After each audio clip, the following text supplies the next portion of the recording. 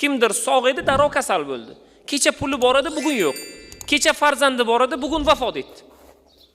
Kecha imkoniyati, qanaqangidir imkoniyatlari bor edi, bugun Alloh ularni olib qo'ydi. Mana shu narsalarni umumiy ma'noda sinov. Mana shu sinovga sabr qilishlik va sinovdan chiroyli o'tishlik uchun Alloh taolo bizni yaratdi. Biz bu sinovlarga norozi bo'la olmaymiz aslida. Chunki bu sinovlarni Alloh taoloning o'zi biz sizga berdi.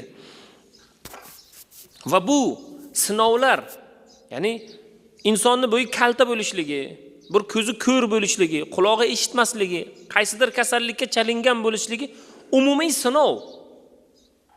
Demak, bularni Alloh taoloning o'zi yaratdi. Alloh taolo Qur'oni Karimda, payg'ambarimiz ahadislarda aytadilar. Alloh taolo inson onaning qornida